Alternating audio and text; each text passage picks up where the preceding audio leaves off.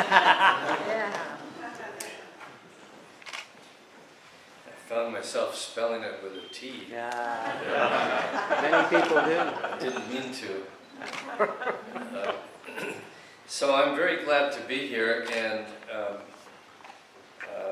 surprised on this cold, dark night to find so many warm-hearted people in this place of reverence, conducting business, electing officers, making fun of themselves, keeping the books.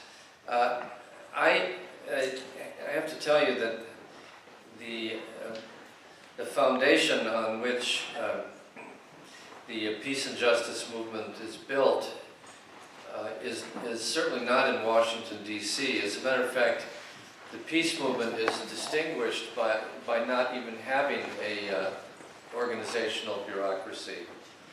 We're not even a special interest. There's an NAACP, there's an AFL-CIO, there's a National Organization for Women. Washington is filled with well-funded, well-organized advocacy groups lobbying for very righteous causes, and there really is no such thing as a special interest group to end the war in Afghanistan or Pakistan or the drone war or the long war. The Quakers, well, they don't count because we count on them too much. They're always there. They were there before there was the United States of America. But the strength of this movement, if we can call it a movement, is in local communities like yours, local groups that find ways to link together across boundaries and make a difference in everyday life. And I suppose you benefit from what exists on the so-called national level, which is usually located in either the Bay Area or the East Coast. You hear of things that are going on. You're in touch with some people back there, but you're like the gift that keeps on giving. You have a self-sustaining quality that is evident in this celebration of your 20th year. If nobody else is around on a national level, congratulations, Wichita is still around. Good for you. You know who you are. You're the ones that in the cold weather get sick standing on street corners holding up signs of people that hate you. You're the people that hand out leaflets to young people and their parents, trying to get them to think sensibly about whether it's a good idea to sign up for the military. You're the people that care deeply about Bradley Manning or Leonard Peltier facing imprisonment here for long years. You're the heart and soul of any support group that comes to their defense. It has to be built in places like Kansas, not New York. And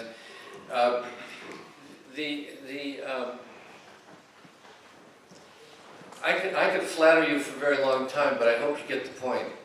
I'm really glad to be here, and glad that you're here above all. I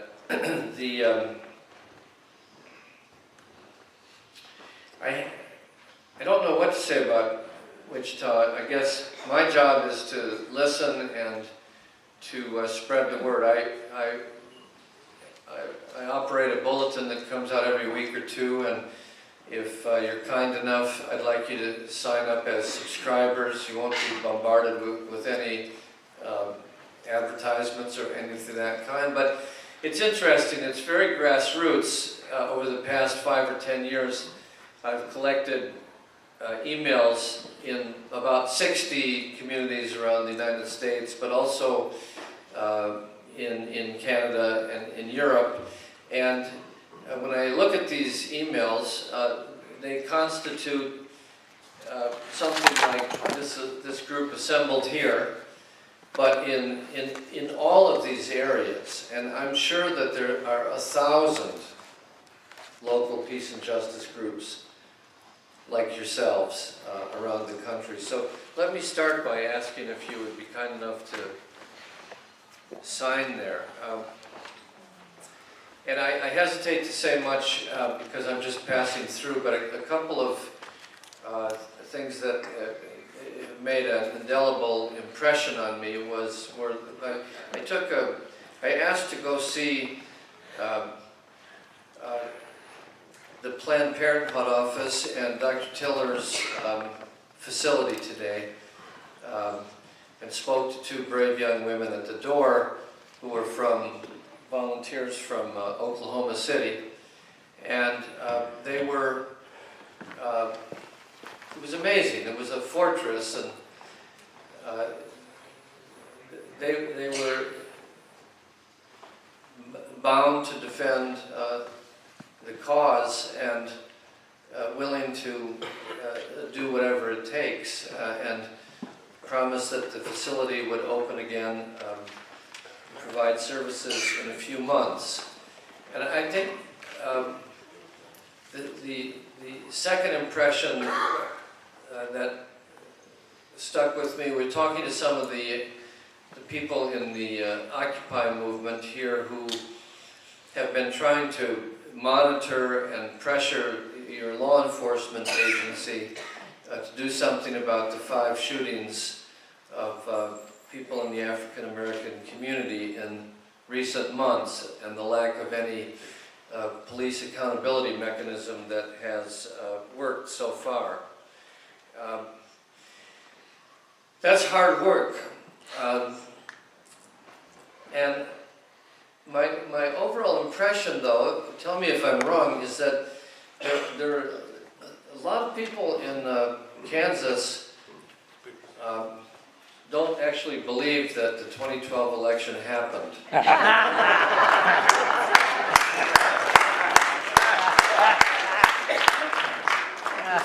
Or the moon landing. Or Moon landing, I was going to say the UFOs, but let's not go there.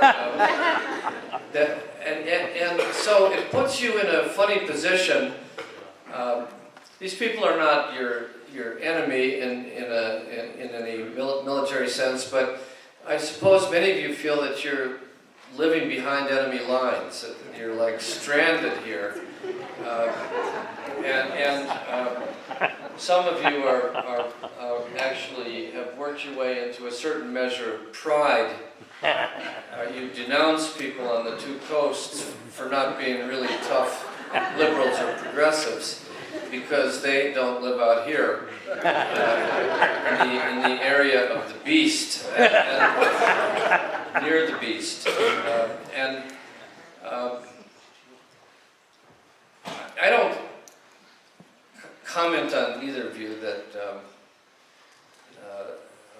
but I do think that it's fair to say that you're the first responders to the trouble ahead. Every time we climb over a mountain, there's another mountain. From the point of view of those in this state who don't believe the last election happened, their default position, the fallback position, is wait until 2014. Because you see, this has happened twice to them. First, they didn't believe that Barack Obama could, should, or would become president of the United States, but then, lo and behold, shortly thereafter, the Tea Party came alive and seized power in many state capitals and legislative halls. The 2010 election happened. As these things inevitably do, the turnout in a presidential election is 20% higher than in the so-called off-year election. So the off-year election is a great opportunity for those that lost in the larger voting population. So I think that they're already scheming to play defensive temporarily and then go on the offense and move forward with their objectives in 2014. Am I wrong?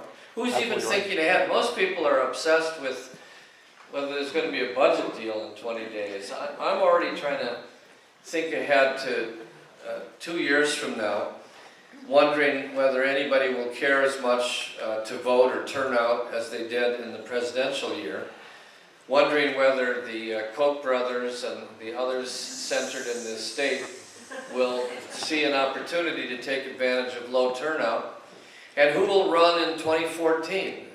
I'm already here to say that I'm in favor of Hillary Clinton, and I'm here to tell you why. Why would he be saying that? It's only a week ago. Didn't we just have an election? Yeah. Short-sightedness has been the devil for many in the progressive movement. The Supreme Court requires 5 open-minded, intelligent, sentient creatures. It is very unlikely in the next 4 years that Barack Obama will get the opportunity to appoint enough justices to shift the majority from its present 5 right-wing, generally speaking, to 5 centrist or moderately liberal. So it'll take until the next president to get to the 5th Supreme Court judge appointment that we all need, even though we operate on the ground, we are organizers, we think locally, but in the big picture, the court has always been decisive, for bad or worse, has always been decisive. And I'm trying to think ahead of who is likely to be the next president to secure that 5th seat. My job on earth will not be done then, but it's very important that we think ahead. And I don't know about you, but I find these presidential campaigns a real interruption of life. They go on forever. They make you extremely nervous. They have sudden dips and turns and surprises that are unbearable. Billions of dollars are spent, and the outcome is a 1% difference. A difference of a small turnout in state after state after state. And so I'm thinking ahead already. It's not that I support Hillary Clinton's foreign policy. We'll get to that. But I think with Kansas on the march from the right, and Kansas being in the forefront of the counter movement against all that has happened, against Barack Obama, against the 60s, against, for all I know, the 30s. I don't know, maybe they're even against the populist era. I have no way of knowing that, but I was told by one brother sitting here tonight that the thing you have to understand about Kansas is they came on, the white people came on the wagons, and their marching orders culturally were straight ahead.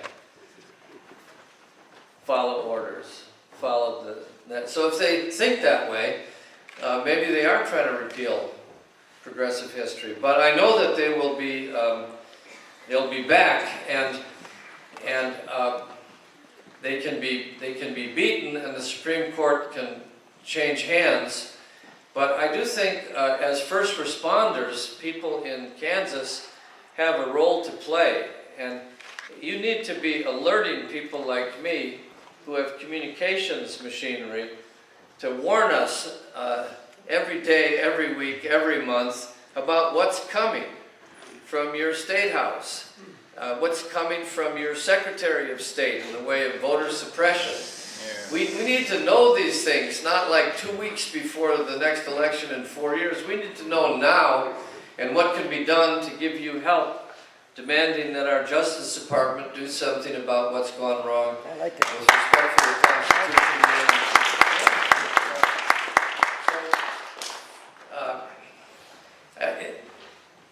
it's true I have a long view. I have a 50-year view going on 55. And in what I have to say, a lot of people might think that we achieved a lot in the 60s in a very brief period of time. It is true on the surface, and I want to just give you a list to remind you of the outcomes of the 60s. I'll define the period from 1960 to 1975, from the sit-in movement in the Deep South to the end of the Indochina Wars and the fall of Richard Nixon. So we'll call it the long 60s. And it's awkward because I don't remember anyone in the 60s, maybe you do, saying, hey, we're in the 60s. Do you? It's like a label. Kind of arbitrary. Yeah. There's worse labels like boomers. But we were fighting for our lives and for things that we believed in, and against what we thought were often insurmountable odds. I was a college student with I guess a blessed curiosity, and I became an editor of a college newspaper at the University of Michigan, and I thought that the world was absurd, as was mentioned in the introduction. There was a reason for that, because all the stuff I was getting, at least from white authors, was along those lines. If you read, how many of you read Howl by Allen Ginsberg? About Carl Solomon, right? He's in a mental institution. How many of you read One Flew Over the Cuckoo's Nest by Ken Kesey? Inmates in a mental institution. How many of you grew up on Holden Caulfield, Catcher in the Rye? Kids in a mental institution. So I'm feeling that if you're the least bit nonconformist, if you've got a lot of questions, the path for you would be to join the insane. That there was no rational forward path for you, because all the people who stood up did so from cells in mental institutions or prisons. There's a long list of books and characters. The James Dean character in movies, Rebel Without a Cause. So I, fortunately, had enough of my wits about me to know that there's probably a downside to voluntarily committing myself to an institution. But I was looking for something else, and it was really the black students of the South and their white counterparts who taught me that it was possible to live for a purpose worth dying for, and that life was not absurd. And even if that seemed too much in the tradition of the martyrs from my Catholic upbringing, too fanatical, there was always Albert Camus, who was writing about existentialism, and in the great book about the plague, saying when you're in the midst of a plague, you have to help the people who are being besieged and dying. You have to form teams. You have to form small groups. And that's really what SNCC and SDS were. We saw around us that people were getting killed for the right to vote, that thousands of people had been lynched, that black bodies were dumped in rivers all over the southern United States, and that many years after laws had been passed and courts had rendered their judgments, still nothing was being done. And the question was posed, as it's always posed to young people, do we want to settle for the world that our parents have left us? Or is it intolerable? And if it's intolerable, do we have to go mad, or is there a way to revolt? Is there a way to fight back? Is there a way to make a plan? It was really not so simple as the movies will have you believe, or even memory. But I'm trying to say at the center of this was a moral indignation at the world that our parents had left. But in trying to decide what to do, we were inspired by people that took direct action and occupied lunch counters, freedom rides, and were willing to expose themselves to whatever harm would come, much in the way that undocumented undergraduates and young people in the Army today from Mexico who came here without knowing where they were, have fought over the past 2 or 3 years to win their rights to be dreamers and achieve the protection of the DREAM Act under President Obama. The freedom riders of then are the dreamers of today. If you look at either the freedom rides or the dreamers, you find what the history books leave out and television leaves out, and only groups like ourselves remember. How it was planned, how it was done, what role yellow pads had in all this, and Watts lines. Anybody remember or even know what a Watts line was? And so what happened to us was we improvised. We had some adult help, but we mainly improvised at age 18 to 22 a plan that said, okay, we're going to put our bodies on the line, we're going to take risks, we might die, and it's important to die for a plan as well as a purpose. So what's the plan? And the idea was this realization that the reason that black people in the South could not vote, and for that matter, Mexican farm workers and Filipino farm workers in California and in the western states could not vote, did not have citizenship rights, was because their suppression, their voter suppression, was the basis on which power and wealth was constructed by congressmen and senators in Washington, who were known as the Dixiecrats at the time.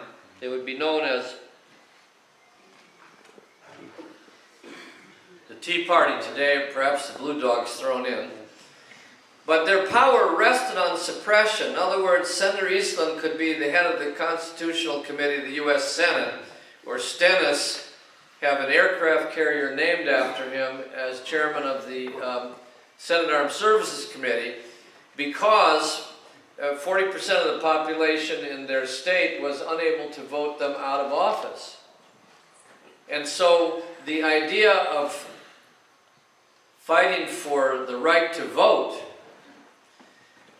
came to us, first of all, at the door. When we talked to elderly people, they would say, I fought in the Korean War, I fought in World War II, and all my life I want the right to vote. It was the people's sentiment that we tried to organize around. But also we realized that if voter registration was possible,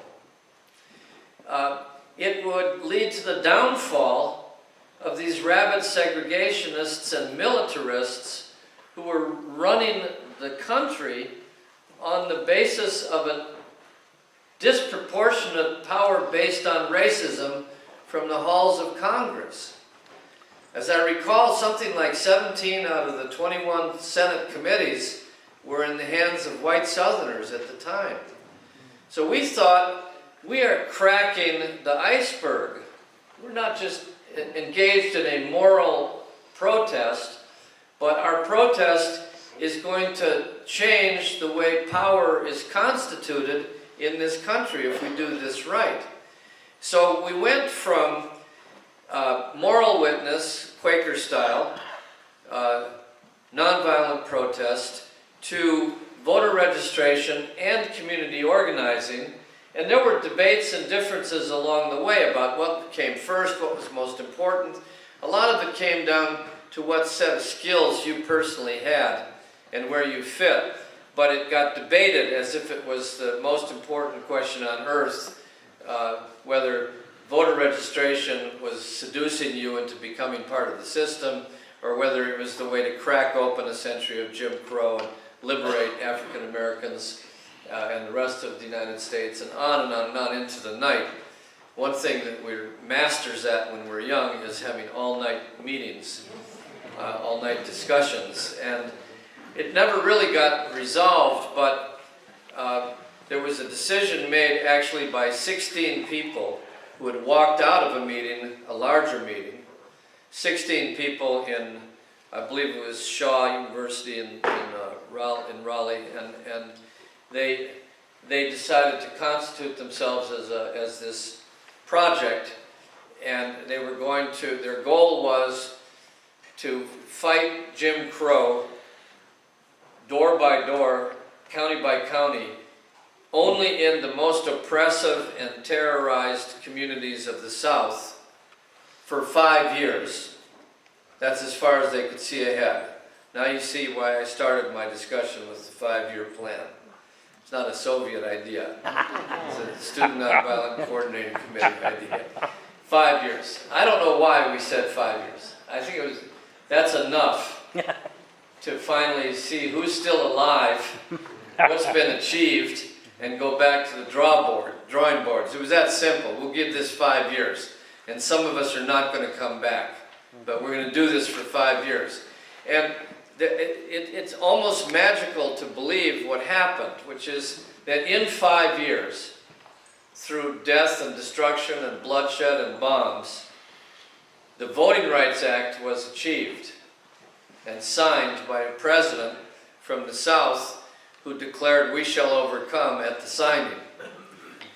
And ever since, the Voting Rights Act has been contested up through this last election, up through the presence of this Secretary of State in the state of Kansas, all across the country.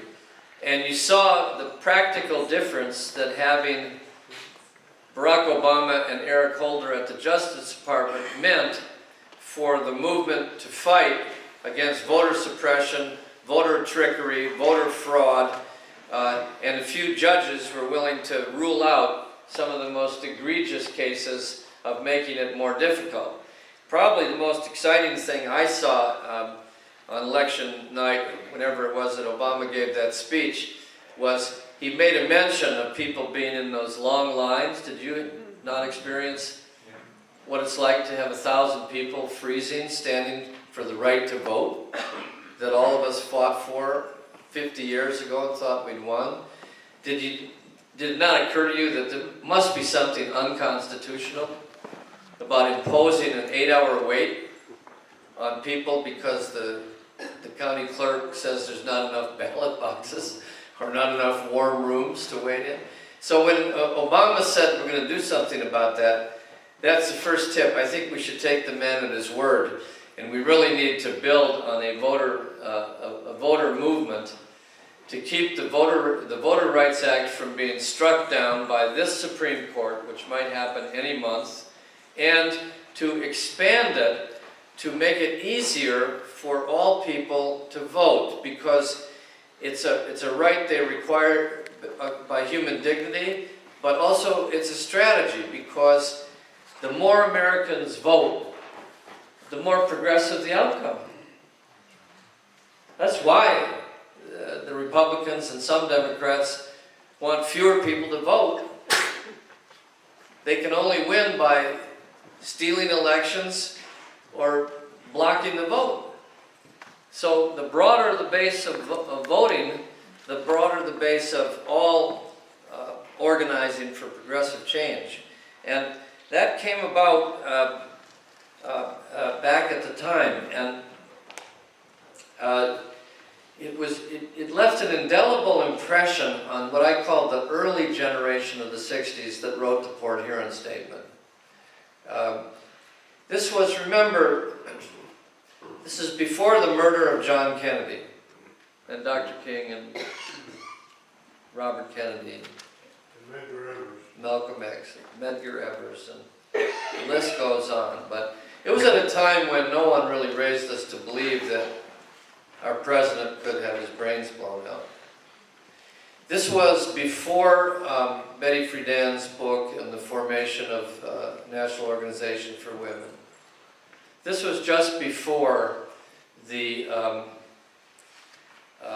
Cuban Missile Crisis and the horror of being told that we were about to be obliterated in a nuclear exchange between the United States and the Soviet Union. This was before Rachel Carson wrote Silent Spring, more or less the same time. We didn't know what was ahead. We who were filled with these utopian dreams and this youthful determination. I frankly can't tell you what we thought was ahead. I'm not sure that we knew, but we had this sense that we would be able to prevail in 5 years in the South. And along with that, there was the sense that if we did that, it would unlock the treasure of democracy in the United States, and we would come to have a more progressive Congress and presidency, and I won't say all would be well, but our dreams would be on their way, their way to, if not fulfillment, to a test in practice. None of that was to be. It left me with an impression that's double-edged. One is that unbelievable things can be accomplished. And two is, the future can never be predicted. You think about this, how can people so full of intelligence as we claim to be have been so unable to predict the future again and again and again? There can only be one reason. It has to be the nature of the universe is fractal. The nature of life and history is fractal. People die unexpectedly. Uprisings occur. Dictatorships are imposed. Failures, betrayals. Many of the things that we read about in the Greek histories came to pass again and again and again. That life is, in fact, absurd and tragic. We were not wrong. Those of us who believed it otherwise often became too revolutionary for their own good, simply because they were trying to escalate in the face of the impasse they were in. Other people burned out. Other people could not take it because they didn't have the temperament, they didn't come from a culture that inherently was based on the long view, as African American culture is, Mexican culture is, Christian culture, Jewish culture. These were movements that were based on more Enlightenment concepts of a triumph over adversity and the achievement of great progress in the world, as opposed to movements that created communities of meaning to achieve what they could and to live proudly with those achievements until things went sideways, as they did again and again. Now, in the midst of that context, you may think that I'm depressed. I'm not at all, because I think it's a profound failure to be depressed at what you've learned, right? You should grow from what you've learned, not be depressed from it. Having said that, I want to go back to the achievements, now that they're in a context, and try to explain the context a little bit to you. And this is a small list. Voting rights for Southern black people, 20 million people, for 18 to 21-year-olds, another 6. So we achieved in a 5-year period voting rights for 26 million people in this country. We helped to end and cut off funding for the wars in Indochina.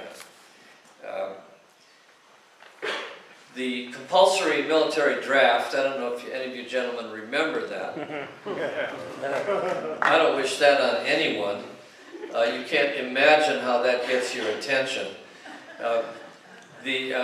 Was ended. It was ended. 2 presidents were driven out of office. For the first time, and only temporarily, Congress put checks on the CIA and the FBI. The Freedom of Information Act was passed, which downloaded millions and millions of documents that revealed the secret operations of the secret branches of the state. The Media Fairness Doctrine was actually passed, which required, if the Koch brothers spend this much money on a television ad against your purposes, your cause, you're entitled to an allocation of money to buy comparable time to equalize their propaganda with yours. That was law. That was passed. Union rights for public sector employees. AFSCME, these groups that led the struggle this past year in Wisconsin, they were only created in 1965, 1966. Farm workers had never had organizational rights, union rights, but achieved them in California. Nixon, and we'll get to the explanation of this, actually signed the most progressive consumer, worker safety, and environmental laws that have ever been passed by Congress since that time. It could have had something to do with 20 million young people in the streets on Earth Day in 1970. On and on and on. Some of these achievements disappear if we don't claim them in memory. They fog up. I'll give you an example that you experienced tonight but didn't think about probably, and you will again on your way out. The Americans for Disabilities Act, which funded all the sidewalk improvements and access for disabled people, was passed only after people with disabilities, people in wheelchairs, modeling themselves after the anti-war and civil rights movements, foreshadowing the Occupy movement. They themselves occupied buildings in Washington, D.C., federal buildings, and made the federal authorities and the police drag them out with their broken bodies, disabilities, and all, throwing their wheelchairs down federal steps. That's what led to the creation of that law, which now Republicans and Democrats support. They had something to do with it, no question. But they were late in the procession to the achievement. I think we forget all of these achievements and are well to remember them. And they occurred in a time period between 65 and 70, 75, let's say 5 or 10 years. That's why they seem so beyond duplication, so unfathomable. It's they're almost a shadow over us. How could this older generation have done so much in so little time when we here occupying this freezing street corner feel so hopeless? Well, here's a way to look at it, and I'll just give you this image, and then we can have a good long conversation about it. I think of what happened in this period as similar to what happens in the rest of the natural world in ecology of ancient forests. I don't notice any ancient forests here, but I'm sure you can follow the imagery and apply it to this environment. An old-growth forest takes root and proceeds for thousands of years. on its way. And in the environment in which it grows, it's oftentimes quite dark. It's tangled in there. There's hazards, there's floods, there's men with chainsaws, there's lightning to strike you down and take you out and wash you away. There's also life. There's the tree is sheltering life as it ascends and protecting life, and it keeps ascending. And its purpose is simply to grow. And as it grows over time, there comes a moment that you know where it breaks the canopy, so to speak, and has this exuberant burst into the light in which all of a sudden the growth is more rapid. Everything is exploding. It's a fantastic sight to observe. Well, that's another way to look at the 60s achievements as the exuberant outcome of a long process of growth of social movements and old trees and forgotten figures who didn't make it all the way. And if you appreciate the glory of it, it's an equivalent of the Christian view of heaven in a way, you have to understand where it came from and how dependent that moment was on previous generations and centuries.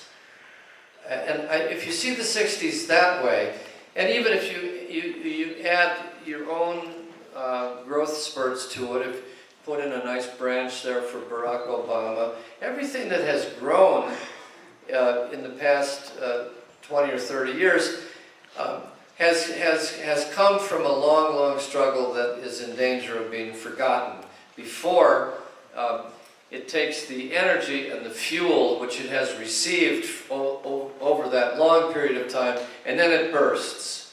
That's the magic of social movements. That's why what appears to be sudden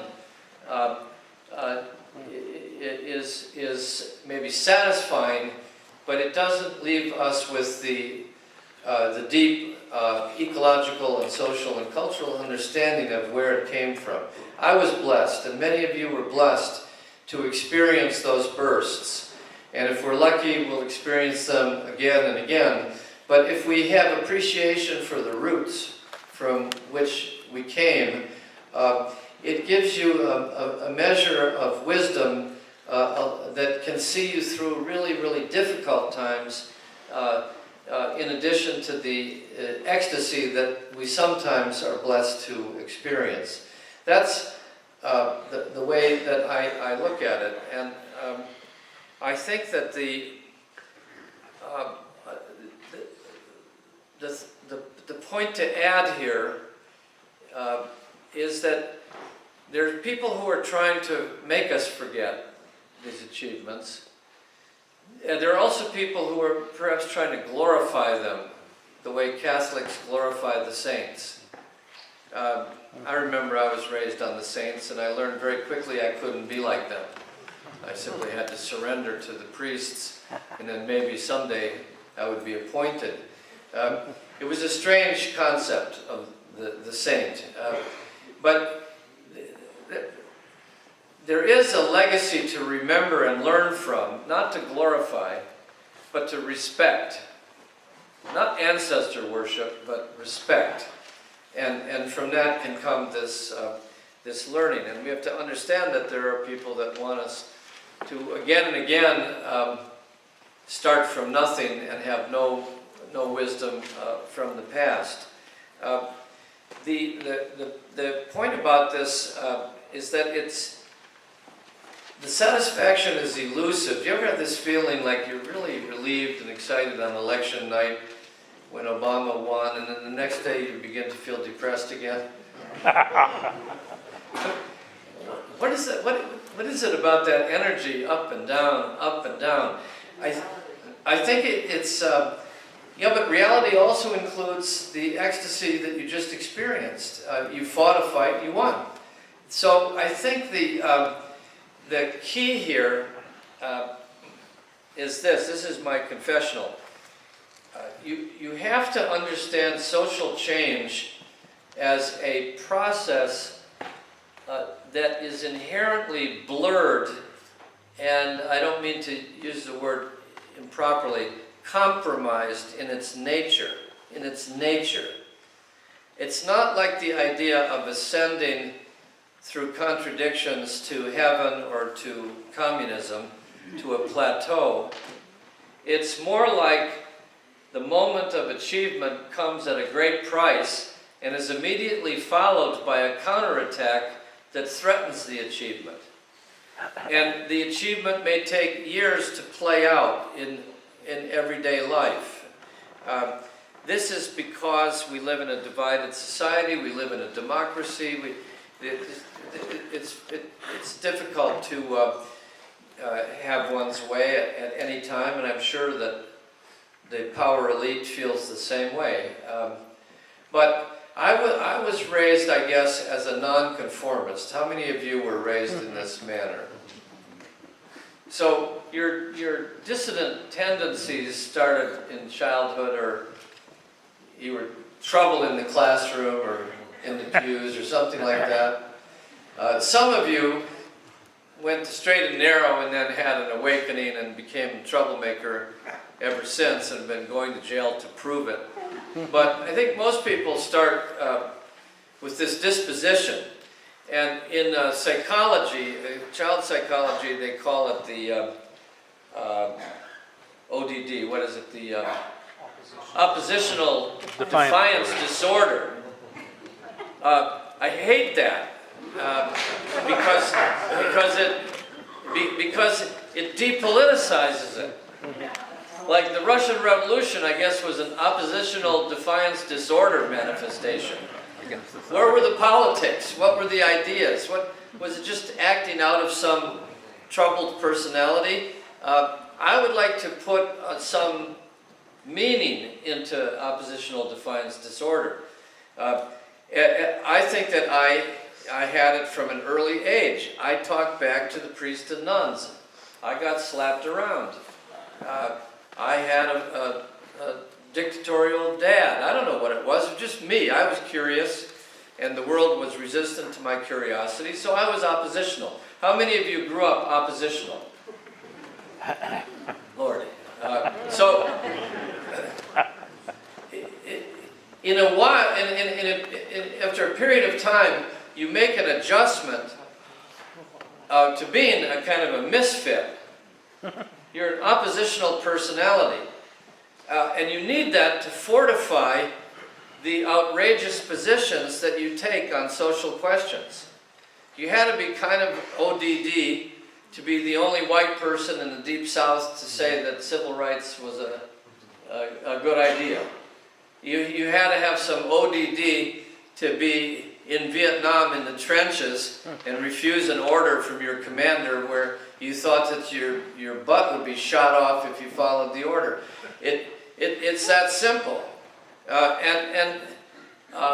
There is a problem with it, which is having an oppositional disorder doesn't prepare you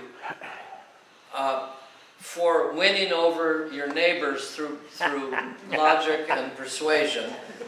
Doesn't prepare you for the long struggle of electing an incompetent to office because you need their vote. Doesn't prepare you for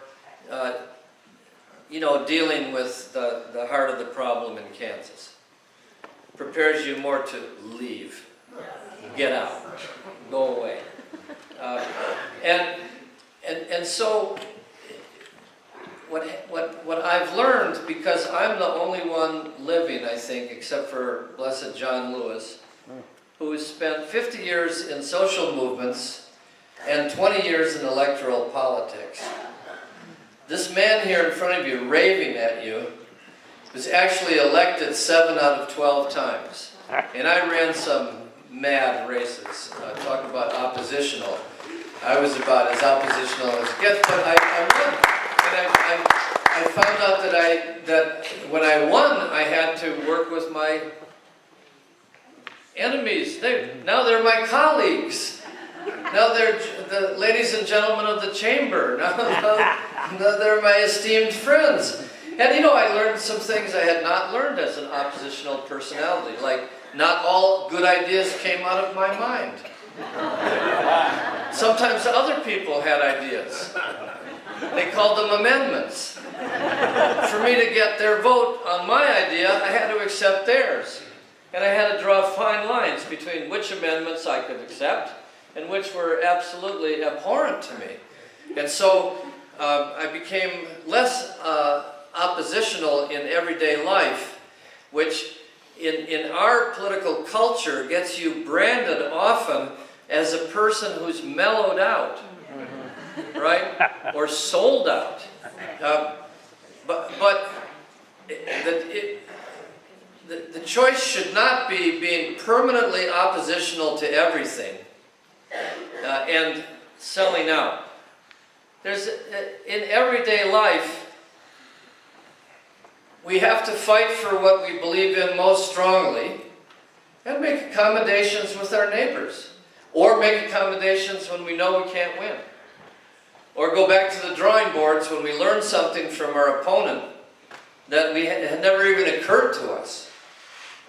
And that's why these processes take a very, very long time, and they don't necessarily look in the end the way they appeared in our dreams. But they are real. And I think the people on the left in this country have had a very difficult time with this problem because so many of us come from a pious religious background or an immigrant background that opposition was all there was.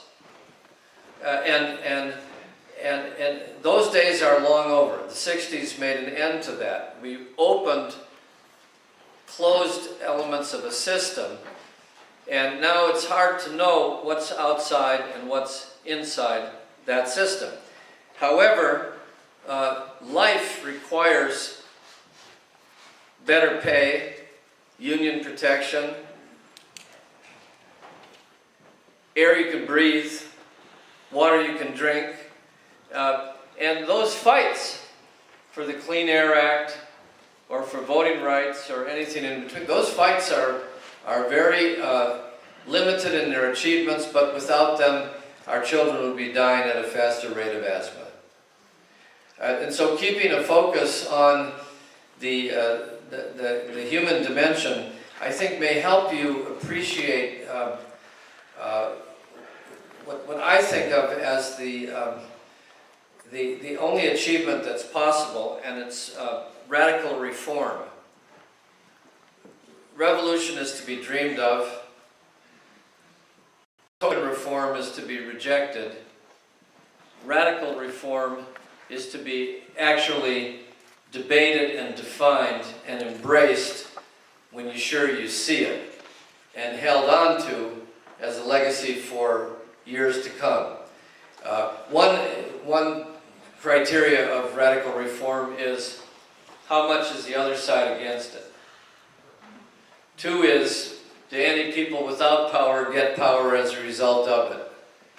3, are any doors that have been closed open to people that couldn't get in before?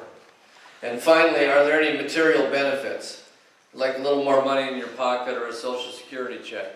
Those would be examples of a reform that's worth fighting for, that gives purpose to everyday life. And it can only be achieved and maintained by the process of direct action, community organizing, electropolitics, the whole scope of things that we describe as participatory democracy, that is a democracy in which every single person deserves and has a right to and a claim on a voice in the decisions that affect their lives. Thank you very much.